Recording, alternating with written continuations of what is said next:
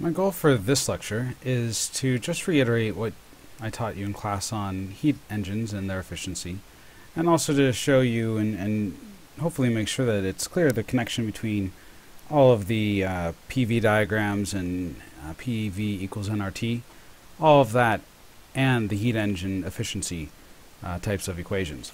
So just to first reiterate briefly, one of the things that we can look at here is what's the goal of the engine? It's to use heat to do work. And so our efficiency is based on how much work do you get done based on how much heat do you put in. And the alternate statement for that is this, which hopefully you remember how to get there. Work is just the difference between how much energy you put in versus how much energy is exhausted as waste. You also get to this ideal state where we have 1 minus TL over TH. So basically it's going to be proportional. The heat that you put in is proportional to the temperature of the high temperature input, and the heat that's exhausted is proportional to the low temperature output. And there's very good reasons for that. The higher the temperature, the more pressure is going to be involved, so the bigger the push we have. Conversely, well actually not really conversely, just kind of not good for us, is that the same is true for the output. If the output is at a high temperature also, then it's going to exert a large pressure back. And that reduces the maximum efficiency that we could get, even in an ideal case, ignoring things like friction and so on, just because there is going to be a pushback from the particles at this temperature. The only way to completely eliminate that pushback is to make sure that they're not moving, that they're not exerting any pressure, that they provide no resistance to the motion of a piston. Now what we need to do then is just take this a little bit further and go into how this relates to the PV diagrams. And so what I'm going to do is show you some websites and kind of run you through the process of what's taking place, what's going on. Alright, this is the page that I showed you during class on Monday. And there's lots of different engines that we can look at, but we'll go with the 4-stroke engine. And this 4-stroke engine, also known as the Otto engine, really covers a lot of the basics. Right now it's going a little too fast, so let's slow it down quite a bit. And what we see is I'm going to pause it at certain points. So right now we're getting this intake of air. And because, if you'll notice, if I just get it to go through very, very slowly, you can see that as this expands, as the volume expands in this, what we're seeing happening is more particles come in. So because we're getting more particles in and it's expanding, we're keeping it at a pretty constant pressure. So the Otto engine is a little bit different than the Carnot engine, which I'll take you through very briefly as well, which is where the ideal comes from. And it uses sort of this constant pressure state, at least initially. And then, because this is spinning, we already have a spinning motion here for the engine. It continues to spin, it has inertia, and it compresses this. Now this compression, you can see we have all these particles. The compression causes the valve to close, which is nice, and then it pushes those particles closer and closer together. So as you would expect, the temperature is going up. We're doing work, and we're not really giving, because this is happening very quickly, we're not giving much of an opportunity for heat to leave. So that first stage, from here to about there, we had a roughly isobaric process taking place, where we're keeping the pressure about the same. We're letting more particles in. We're not doing too much to heat it up or anything like that. We're just causing it to expand through the sort of the inertia of this. And then we get to the point where that inertia of the rotating object causes this to compress, and there we get an adiabatic process through that compression. And you can see it right in this step here. Right when it's most compressed, the spark plug ignites. And so we get the addition of a great deal of heat. Actually, it's explosive. So we get this explosion. And now we get this expansion. And this expansion occurs really without much opportunity for heat to be exchanged. Because once again, it is happening very quickly. And so that's called our power stroke. And if I quickly go back to the next step, you can see here we have all these particles. They're very energized. The explosion kind of dissipates, and our output valve opens up. And here we have a pretty isobaric, once again, this stage right here, a pretty isobaric compression. We had an isobaric expansion right here. This is an isobaric compression. So isobaric compression goes into isobaric expansion to pull in more fuel and air. And then we get an adiabatic compression, followed by most likely an adiabatic expansion. So those are your basic things. Now, one thing that we can do is we can look at an example of a PV diagram where they take us through this process once again.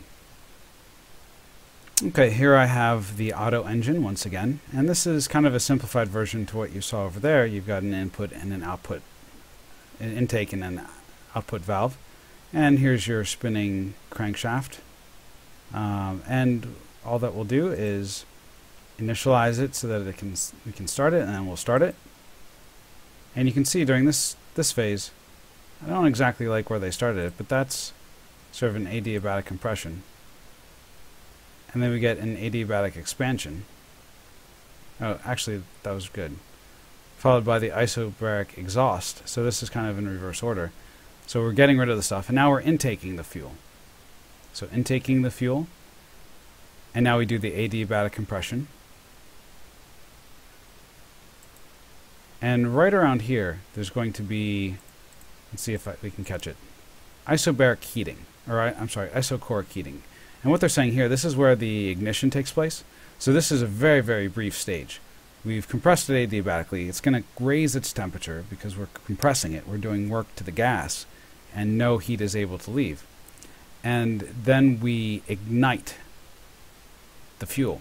And so it's staying at about the same volume during that ignition, but we're adding a lot of heat. So we get this isochoric heating, very briefly, but very important. And then we get an adiabatic expansion. And that's the power stroke, what we call the power stroke, because now we've got all of this, we've got a lot of energy in this. It has a lot of internal energy, and it's going to be able to do work. And you can see in this diagram, it very nicely shows us the colors as well. So we have this sort of dark blue, which means cold, I guess. And it gets warmer and warmer and warmer through the adiabatic expansion, and it gets really hot. And as the adiabatic expansion occurs, it cools down once again. And we kind of missed it. There was a brief phase of isochoric cooling, and it very, very minor in terms of its importance. And then here, during this stage, what's happening is because this output valve is open, we're able to keep the pressure pretty much constant while we're pushing out. This is the part where that exhaust temperature makes a difference, because if the pressure in here is still pretty high, then we have to do a lot of work just to push out that gas. So ideally we want this gas to be pretty cool, which is one of the reasons why we have that additional cooling phase there. So we push it out, and then we have this, once again, an isobaric intake. And you can see that those are happening at about the same pressure. And it should, ideally, keep things pretty cool. Pretty cool. This is really cold over here, but this should still be pretty cool in the process of what we're trying to do. And then the cycle starts over once again. So I'm going to take you through this just a little bit more, and we'll also look at the sort of idealized Carnot cycle as well. Okay, so we're going to look at that Otto, or the four-stroke engine cycle, and as is my habit, I've drawn in a sort of low temperature isotherm down here and a high temperature isotherm up here, just to clearly express what's taking place. And I'm going to use, let's say, a dark green for the first phase. So when we were compressing the gas, so when the gas is being compressed adiabatically, so the fuel is already in there, we go from one isotherm to another isotherm. And actually I should make one that's even somehow higher temperature than this even. Okay, so that's a really high temperature part there. And it's going to go then straight up approximately. So this is your adiabatic in here. I'll label the phases. So there's 1, there's 2. 1 is adiabatic. Adiabatic. My handwriting is really terrible on this right now. 2 would be isochoric, also known as isovolumetric, because the volume is staying the same. What this means is no work is actually being done during this phase, but we are heating it up very, very substantially. So right now we have this really hot thing. We've compressed the gas. It's really hot. And now we're going to cool it down a little bit. So we're going to go through some sort of a adiabatic expansion process. And it could be a pretty significant one. So 3 is also adiabatic, except in this case it's a compression. In this case, we're using that really great amount of internal energy to do work. And then we cool it down through a 4th stage, which is isochoric cooling. And that could be, like I said, really short. And then you get this sort of, the other 2 strokes.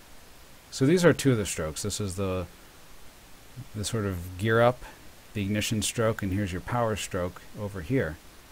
And then the last strokes are a little bit strange.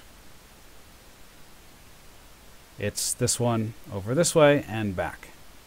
And that one is just the part of getting rid of the exhaust and then taking in the exhaust. And one of the things that you'll notice is that the gas is in the in pushing out the exhaust, work is actually being done to the gas. What's the work being done by? It's being done by that circulating drive shaft. So that circulating drive shaft spinning around like so is causing the piston then to push up. So if you have your piston, it then pushes up on the gas. And where is the energy coming from for the piston to be pushing on that gas? Well, ultimately it's coming from this power stroke here. So your power stroke is actually being used to fund sort of the work being done on the gas to get rid of it. And that's energy that you don't really have. Now the nice thing about that is you now have a situation, and I'm going to go back and show it in just a moment. You have a situation where you actually have evacuated that chamber, or pretty nearly, and so now there's going to be low pressure, which means you should theoretically be able to get that energy back, because once the intake valve is open, all that air is just going to push itself back in. So you should get it back, but in all reality, you won't. What I'm going to do then is just briefly show you the PV diagram for a Carnot engine. So a Carnot engine looks like, here's your P, here's your V, and if I just briefly draw in my low temperature and my high temperature isotherms, then all I'm going to do is indicate that there's going to be a stage of adiabatic compression with isothermal compression, and then also a stage of isothermal expansion with adiabatic expansion. Anything that looks roughly like this is typically the Carnot cycle. So that's your basics, basic ideas with it. And that should about do it. I'm just going to briefly go back to that other image, and we'll go from there. Okay, I just very briefly wanted to finish this up. Actually, not on this one. On this one. And you can see on this one then, if I step through it just a little bit, you'll see right here we've pushed out all that stuff. Now there's nothing in here. So the pressure in here should be basically 0, which is why as you continue on, this step should kind of give you back the energy, because the pressure hopefully is higher outside than inside. That's the hope with that cycle, with that second set of strokes. Not the ignition stroke, not the power stroke, where you're lighting things on fire and pushing things, but the intake and the outtake should cancel each other out more or less if you ignore things like friction.